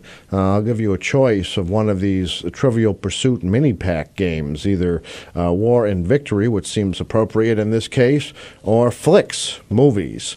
Also, we're taking birthdays and anniversary cake wishes for December. Someone with a birthday or a couple with an anniversary in December, call in their names, and their names will be put into a hat to win a cake. Free cake from LBD's Second Generation Italian Bakery, 140 South Main Street in Bradford. These are 7-inch cakes, your choice of chocolate or vanilla. All you have to do is wish someone a birthday or an anniversary, a happy one, I'm sure, and then we'll name the winner. You don't have to be present or even have to be listening, although we hope you will. All right, let's go to the phones. You're on the Open Mic Show. I'm on the phone. Hi there, how are you? I'm hanging in, as I always say. I said I'd tune in, and so I did. I'm late, but... Well, did you hear we played that Channel 5 report? Oh, no, I didn't hear. See, I was busy on the phone and all that sort of thing. Well, I was saying, and I was, to be honest with you, ask anyone, I was saying, I don't know how you can always have such a good spirit. And I'm glad you do. But you're always on our program, and I was telling listeners what happened, and I gave them a little bit of background that you're the one who. His wife passed away this year, the one whose boyhood home was torn down, and now what appears to be, at least they said on Channel 5, your life savings was taken. Yep. So maybe you can tell us how, we're glad you're persevering. Tell us your secret. I don't have a secret. I'm not as up as I may seem all the time. All right. Well, I can understand that for sure. And but I certainly will always carve out time to listen to the Open Mic Show on WHAV.net. All right. Well, actually, I'm going to save that and make it into a promo announcement. How's that? Well, I can do that for you. Remember, I'm from Raz Radio, too. Oh, that's right. Back in the old days. WRAZ at Northern Essex Community College. Razzmatazz. AM and PM, yep. What's that? AM and PM. Oh, yes, AM and PM. I don't remember that line. That's funny. Oh, that's one of the ones that we used. But, yeah, so you know what happened. And then I was on the phone. Then another TV station came up just when I was getting ready to tune into your show. All right. Well, so tell our listeners who may not have heard that, tell us what happened. Did you discover, was it a break-in? What happened? Well, I don't know whether it was one or two burglaries that happened, but originally it was just some jewelry was stolen. I don't know when, because, I don't keep track of that sort of thing. And this friend of mine was talking to me on the phone and said, you really ought to check that safe. And I figured, the safe is there, no problem, and all this. So I was getting ready for bed one night, and I said, I'll humor the guy, I'll go check. And it was gone. The entire safe or the contents? The entire safe was gone. Any evidence of a break-in? I mean, broken door frame or anything? No forced entry or anything like that. When did this happen? I can't say. When did you notice it? October 14th. Wow, okay. That was my birthday present. Oh. My life savings were no longer my life savings. They're gone now. You immediately brought it to the attention of Haverhill Police. Do they I had to modify that police report, so I called them up right away. Well, the next day, and let them know. And so they're working on it, and I don't have any new information, but wouldn't it be nice if somebody had a change of heart and brought it back?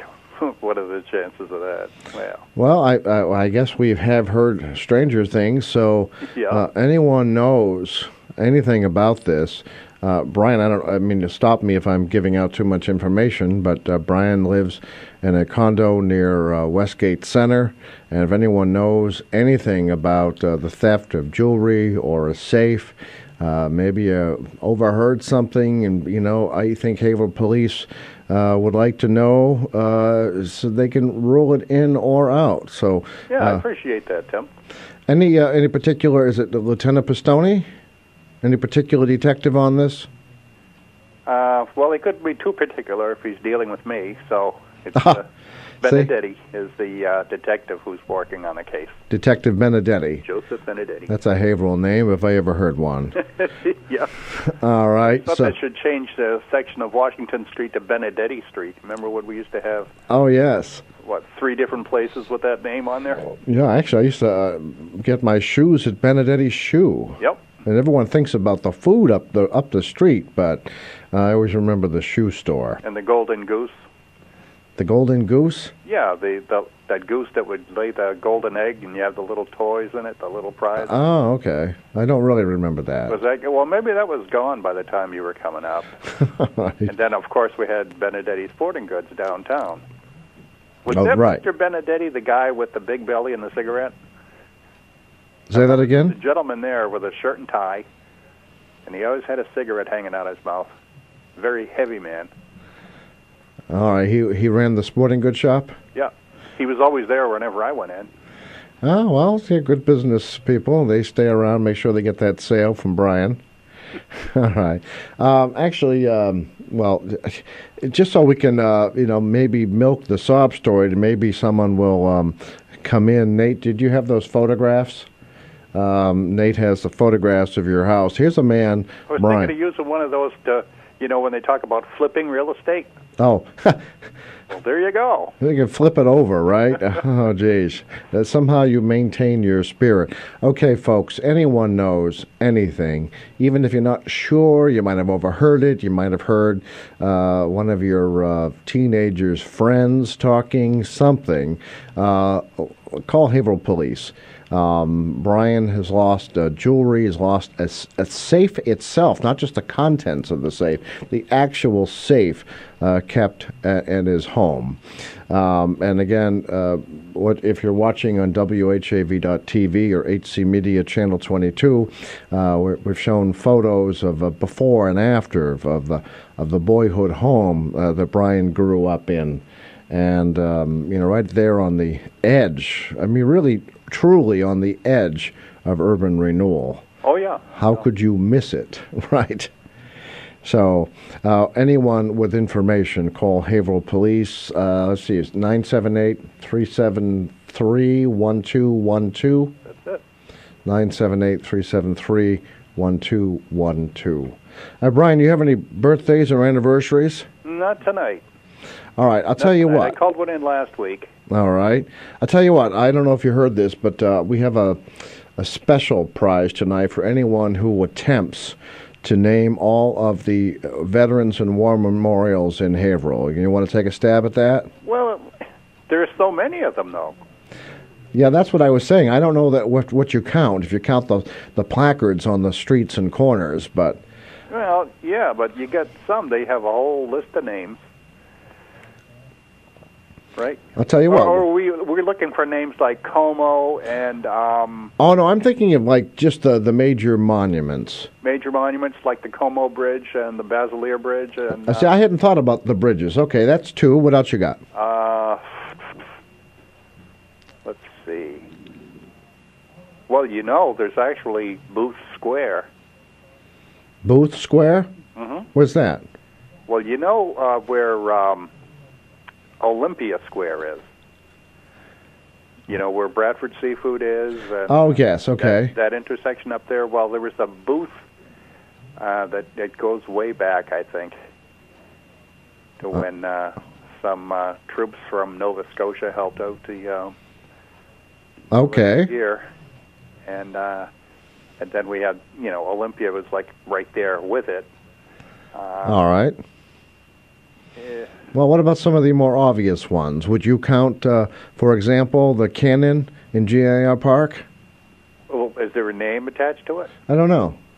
I don't think there is, but then I could be wrong. All right. What about, are there any names on that Korean War memorial? I thought there'd be a whole bunch of them. I would think so. And actually, the Korean War veterans are the ones who are really raising awareness of this holiday. Yeah, well, they were the quiet generation, so... The quiet generation? Yep. They were the quiet generation, and so it took a while for them to come out and speak up and be recognized. That's right, because we always refer to it as sort of a conflict or something. Yeah, I guess we did they the said same the thing. thing about Vietnam. Vietnam, yes. And I call it a war. Yeah, well, people are being injured or worse. It's a war. Indeed. Not just a police action. All right. So which one of these game cards would you like? We have War and Victory, Mini Pack, Trivial Pursuit. Well, I'm not even eligible, Tim. Well, you're not? No, because I got a thing, was it last week or the week before? Did you win something? You had asked about Floyd the Barber's last name. Oh, did you get that one? I got that one, yeah. Oh, gee, he's an honest person who he turns down a prize because he knows the rules, 30 days. Yep. All right. Well, Brian, keep us up to date. Let us know if there's any progress in recovering your losses. and we really feel for you. It hasn't been the greatest year for you. We appreciate your openness and your honesty, and I think I speak for many of our listeners. If there's anything any of us can do, let us know. Well, if you know any wacky tycoons that want to give away some money. Yes, it sounds like you're going to have some tough times. Yep. Maybe a fund could be established at one of the local banks. Now, you deserve it. I'm sorry to hear all this. Well, thank you, Tim. Hey, by the way, I noticed, how do you, I guess you're kind of well known. We played this on the TV spot.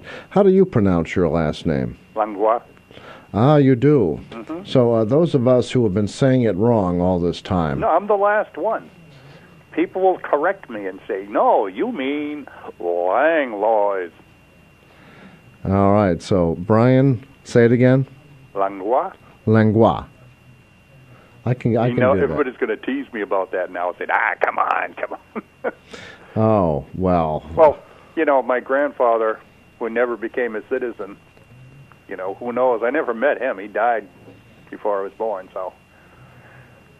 Yeah, my grandfather never became a citizen either on my father's side. That happened. And he died when I was just a baby, so I guess similar situation. Mm-hmm. But our name is not very difficult to figure out how to pronounce. You're right. Does anybody ever misspell it? All too often there's an A on the end on doctor's forms and so on I have to correct. Well, don't forget, though, when Phil Christie pronounces your name, he says, Tim Coco. Oh, geez. You ever notice that? Actually, I haven't. Now I'll pay more attention. He does. All right. Well, Brian, what can I say? Well, we'll wish you the best. Keep us informed, and we'll see what listeners might be able to do. Okay, sure enough. All right. Thank you for calling. Have a good evening. Good evening. Bye-bye. All right. Well, that was worth going late to the news for. All right. That's 8:06 by my clock, which makes us very, very late for news. So we'll combine this news and community spotlight and then come back. And so in this case, I want to just give an extra plug to our sponsor this hour, Merrimack Valley Economic Development Council. Smart companies. Choose the Merrimack Valley. We'll be right back. Open mic! Tim Coco and the Open Mic will be right back. Get in on the action. Call 978-374-1900 or email tcoco@whav.net. If you are enjoying this program, please consider making a donation right now. Your donations to not-for-profit WHAV help keep these vital community services on the air. Donate online at www.whav.net. It's 8:07.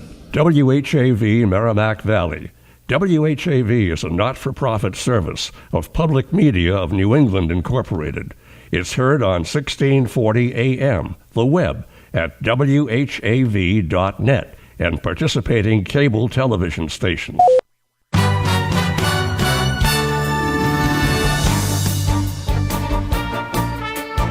Here's what's happening in local news. Merrimack Valley communities are gearing up for local Veterans Day observances Tuesday. In Haverhill, a free tour of Haverhill's war memorials will depart at 10:30 a.m. from the Buttonwoods Museum and visit monuments commemorating the service of Haverhill's veterans from the Revolutionary War through the Vietnam conflict. Due to the holiday, the Haverhill City Council will not meet in regular session until next Tuesday. In Methuen, a parade forms at American Legion Post 122, 200 Broadway at 9:30 a.m. The parade steps off at 10 a.m. to proceed to Walnut Grove Cemetery for ceremonies before reforming and proceeding back to the American Legion Post. The parade will be followed by a Veterans of Foreign Wars ceremony at noon in the Veterans Lot at Elmwood Cemetery, Methuen. A lunch at the VFW Post will follow.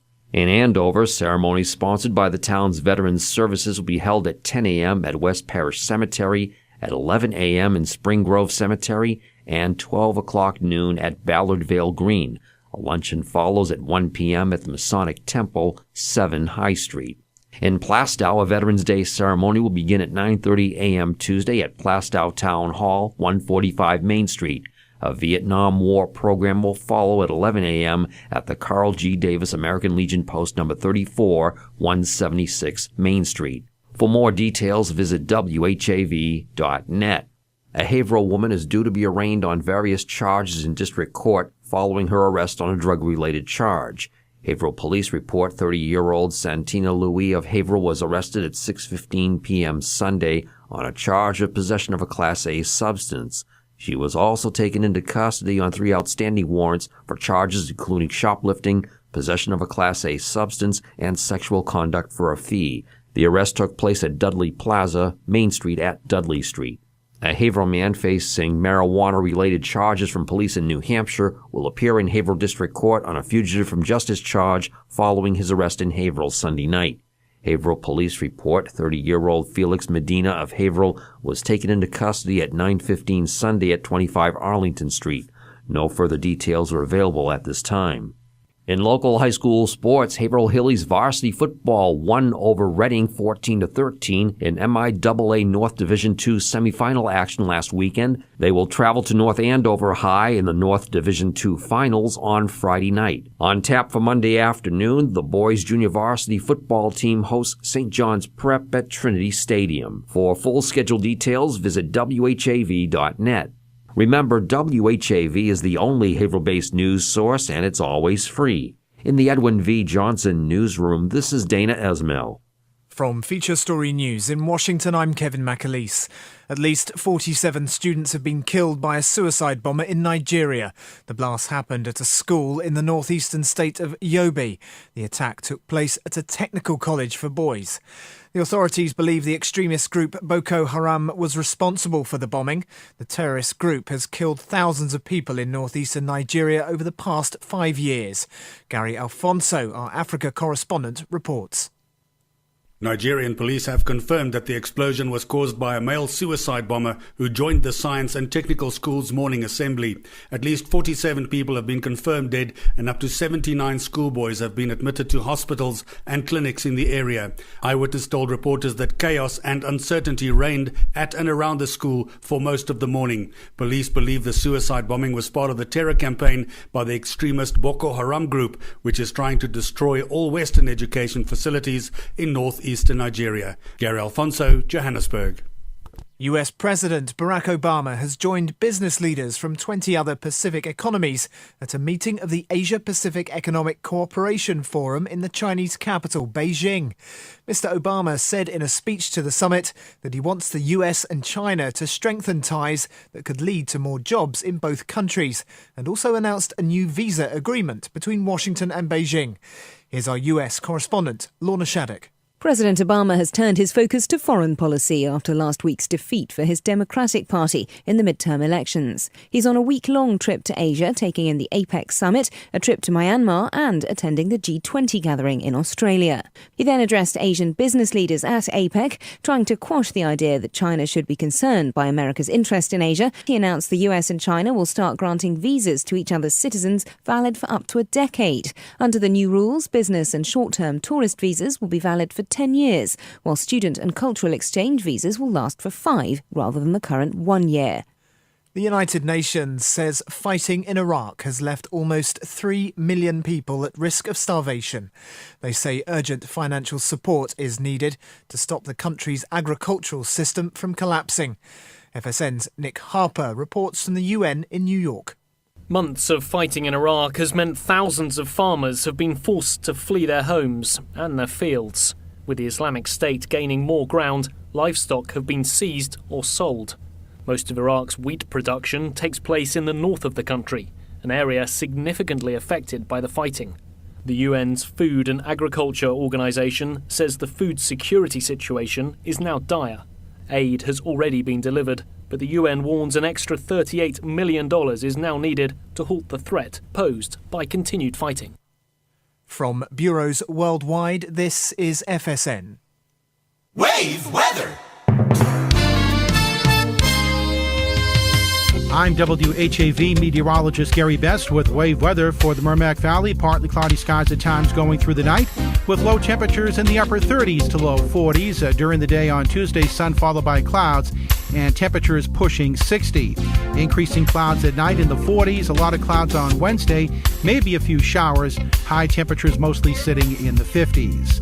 This is meteorologist Gary Best. Your next wave weather is coming up in 30 minutes. For live and local talk, listen to the Open Mic Show, Monday nights. You can also see the program at www.whav.tv.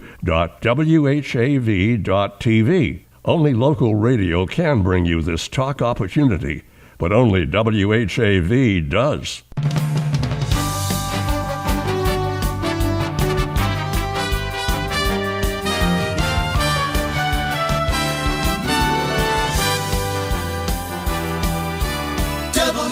WHAV, Merrimack Valley.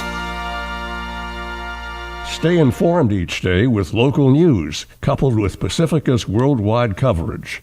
Only local radio can bring you local news, but only WHAV does. Catch the wave. Suspense, a weekly anthology of notable melodramas from stage and screen, fiction and radio, presented every Monday night to bring you to the edge of your chair, to keep you in suspense. Listen to the new Suspense with a company of Hollywood actors and surprising guest stars, Monday nights at 10, with encore performances at 1 a.m., right here on WHAV.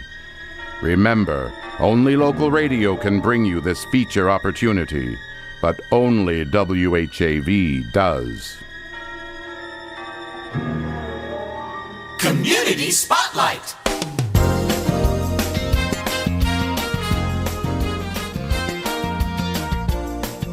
The Haverhill Public Library's book club Get Lit will meet Thursday, November 20th at 7 p.m. at the Barking Dog Ale House, 77 Washington Street, Haverhill. The club is aimed at 20 and 30-something-year-olds. The club will discuss Snowblind by Haverhill's own Christopher Golden, who will also be at the meeting. For more information or to register, visit haverhillpl.org under Calendar of Events or call 978-373-1586. Someone you know is on WHAV. To submit or read your own nonprofit announcements, click on the Contact tab at whav.net or email news at whav.net. In the Edwin V. Johnson Newsroom, this is Martha Melendez.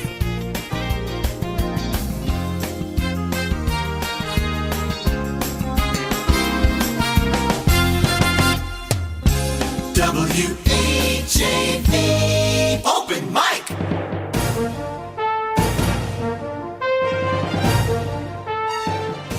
From the Edwin V. Johnson Newsroom, WHAV presents the Open Mic Show with Tim Coco. Make your voice heard. Call 978-374-1900. That's 978-374-1900. Or email tcoco@whav.net. Welcome back to the Open Mic Show, a 50-year staple of democracy in the Merrimack Valley. I'm Tim Coco, your host. In Master Control is Nathan E. Webster III, and making a special guest appearance. Nate, put on the camera, show your guest, Martha Melendez, who's been recording those community spotlight announcements. She's been on the Open Mic Show before and is a student at Northern Essex Community College. I'd say she's one of the busiest people I know, going to school, working a couple of jobs, doing this internship. Congratulations, Martha. All right. Okay, there's the camera. I see everything a couple seconds after you folks, so but there you are. There she's waving. Okay. All right. Sad story there about Brian, one of our listeners. It's really had a tough time of it. If anybody would like to help, we'll do our part. I'd like to create a fund somewhere, and we'll take a look at that. Any of you would like to help out, call Nate at 978-374-1900. Brian lost his life savings, which includes bonds and things like that, that you would think would be safe in a safe, but even the safe was taken. Brian lost his wife of, I think it was 37 years. I'll tell you what, Channel 5 did something. We're going to run the audio from that. That'll give you a little more information. And, of course, we'll have a lot more on WHAV News tomorrow morning beginning at 7 with News Director Dana Esmel. Nate, do you have that audio ready? Okay, Nate's going to let me know when he's ready with that. All right, we have, about 11 minutes left to the open mic show.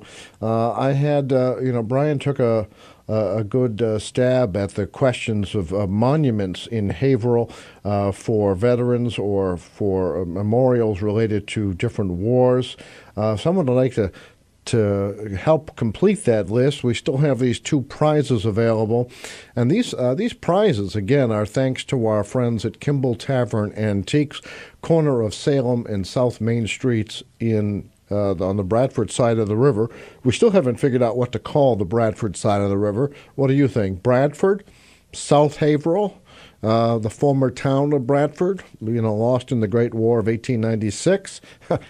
We always like to have a little fun with that, but I'm open to that too. Give me a call, 978-374-1900. Okay, here's the audio from that Channel 5 report. A blind Haverhill man said someone stole $30,000 from a safe and a cabinet in his home. Brian Langlois discovered the loss shortly after his wife died of multiple sclerosis. He says he's saddened by this double loss. Haverhill police are now investigating but would not say if they have suspects. Langlois says this cash and bonds represents his life savings. He hopes the thief will have a change of heart and return the money. In Haverhill, Kelly Tuthill, WCBB.com. All right, and that was the TV report of this. All right. I think Nate's on the phone now. All right, so if someone would like to call and take a stab at listing some of these monuments, again, there's no wrong answer that I can think of. We'll give away. And Brian was good enough to turn down the gift because he has won a prize within the last 30 days. Also, we're taking birthdays and anniversaries for December. If you know someone with a birthday or an anniversary and you want to get a piece of the cake, all you have to do is wish them a happy birthday or happy anniversary on air. The name of the recipient goes into the hat. We'll draw that on the last Monday of this month. You are on the Open Mic Show. Yes, I wanted to talk about a couple of things. You had mentioned something about a planning commission or the Haverhill Planning Commission, then becoming the Merrimack Valley Commission, and money over in Newburyport, and it was just bizarre what you were saying. And I wondered if you could get some people from these commissions on your program. I think that's a good idea. May have to have someone else conduct the interview, just out of a sense of a disinterested third party, if you will. Well, if you have no. There doesn't appear to be any motives on your part other than a news story and trying to find out what's going on. It didn't even make sense to me what you were saying, and it sounded like it appeared that money was just being not properly used. Well, I think that is a larger problem that most people aren't aware of all these little commissions and groups. I mean, for example, the Merrimack Valley Regional Transit Authority, they get their money right off the top of when Haverhill gets its state aid. The money never comes into the city coffers. It goes directly to them. And then no one is really watching. I think the Inspector General probably watches and the state auditor once in a while. But even then, sometimes, if you'll let me digress, there was this weird situation a few years ago with the Merrimack Valley Regional Transit Authority, and the state auditor said, you're losing money because these mechanical coin counters on your buses may not be accurate. So they estimated the bus company was losing about $50,000 because of this. The solution was to spend $600,000 to replace those units. And I'm thinking to myself, I could chain down all the pens and pencils in my office to prevent theft, but the cost of those chains exceeds the cost of the pencils, so it didn't really make a lot of sense to me. Well, in a sense, you could, even your program can become a bit of a watchdog program for things like this, so I would hope you follow up on it.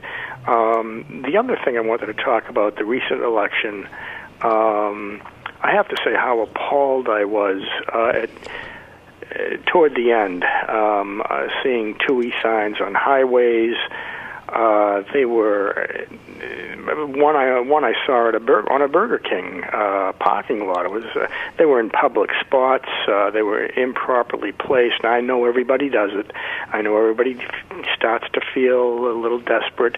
But there's got to be some checks put on this stuff, and not to mention how poor I believe it makes a city look during election time with all these stickers and these signs everywhere.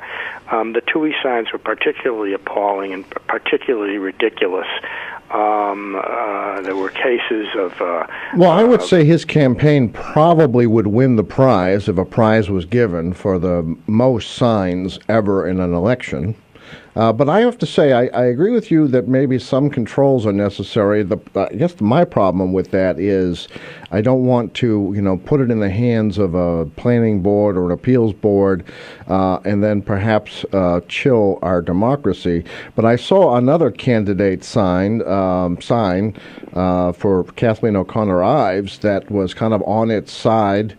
I don't know how much time we should give these candidates to go back and pick up all of those signs because it is kind of an eyesore a week after the election to see this thing sideways on a main street. Yep. Yeah. Well, that's again where your cities and I understand you want the public to be informed. It is a way to let people know there are elections. But I was astonished at how many people I would speak to about O'Connor and about TUI, O'Connor Ives and about TUI, and I'd say, well, those are the signs you're seeing, the purple signs, the green and white signs, and even though these thousands of signs were up, there were still people who had no idea there was an election going on. So, well, I think, it's funny, I think we all become numbed by them after a while. Yeah, I certainly know I did. In any event, I hope something's done about it next time. Early in the summer, I remember seeing Councilor Bill Ryan putting signs up right along Route 110, and boy, he missed the sidewalk by inches. One day I stopped and I made a comment, and I got a smile, but it was particularly really, really foolish what was going on. So I hope it's never repeated again. I hope that people are listening to this, and especially I think maybe we're done with TUI now. Let's hope that happens. And did you yourself run for school committee once? No, I ran for state senate, and I had the least amount of signs of anyone, and I won every precinct in Haverhill. I have to tell you, though, my campaign managers, who, frankly were professionals in this, said signs don't vote. Don't worry about it. That's right. I agree. And, what's funny is that during that, it was 2 years ago, so there were TUI signs everywhere, and I had, an armful, if that. And, it's easy for the candidate to think, my goodness, I'm not doing enough, and to have regrets later. But I'm frankly very proud of Haverhill people because I did win every precinct here and with only a handful of signs. Yeah. I want to close by saying Haverhill doesn't have a great record as far as voter participation.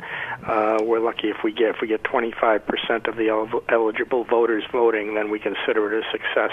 I would hope that our local politicians and our local community leaders start getting out there and do something about voter registration, start banging on doors, and do a whole lot more than they do. They simply do not take the leadership in that, which just results in petty infighting of the local 100 families that I say control Haverhill politics. And until they start going door to door and really getting the citizenry involved, again, we'll be lucky to get 25%. And let me ask you, I don't know that I've ever caught your first name. What should I call you? You can call me Joe. Joe. All right. Joe, would you be interested in maybe working with the Haverhill City Clerk's office or someone? I think the City Clerk's office is understaffed as it is, might be the best place to start. And, we have a city election coming up in a year. Maybe this is a good time to work on voter registration and voter awareness, and maybe you could bring something to the table. Well, it's nice of you to say that, but I want to say been there, done that. I've been in Haverhill for 25 years now, and anytime I've gotten involved in anything, my head starts spinning, and I go, what am I involved with now? I do understand that, believe me. Roadblocks are put up. It's like the Republican Party saying they're for legal immigration, and they put every possible roadblock in front of everyone. So how can you be for something and then put every roadblock in front of it? That's what I find in Haverhill. So I have chosen to not participate in a lot of the Haverhill goings on anymore, simply out of frustration. And I just hope I keep voting, because it's gotten to a point where I don't want to vote in local city elections. But been there, done that. Nice of you to say that, to get involved, but I have been involved, and I've seen where it gets me. Doesn't get me very far. So. Well, I appreciate that. Maybe someone else will pick up the baton, and but yeah, I agree with you. I know we're out of time, but I agree with you that the answer that I hate so much when I try to create change is, but that's not the way we've always done it. Change is so threatening to Haverhill. It drives me nuts. I like your program. I think of Haverhill, I've called it belligerently provincial. And I leave it with that. That's what I see in the city, among its, not just among its citizenry, but with its political leaders. All right, well, thank you very much for having the last word. Yep, thanks. All right, good night. All right, that'll do it for the Open Mic Show. We've already lost the television stations, but I think we might still be on elsewhere. Listen in next week when we have City Councilor Tom Sullivan's going to be on the program to talk about the 50th annual VFW Santa Parade. Tom's father was instrumental in kicking that off 50 years ago. So we'll hear that next week on the Open Mic Show. Have a great night. Open Mic!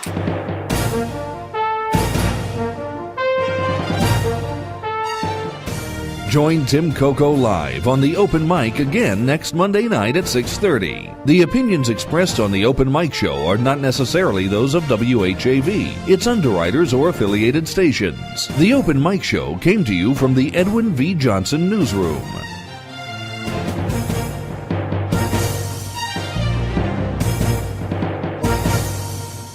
It's 8:32. Would you like to hear the wave on your stereo, or even better, anywhere in your home? Check out the tips for better sound at www.whav.net. Open Mic! Every Monday night, the Open Mic Show brings interesting guests into your homes, presents your take on current events, and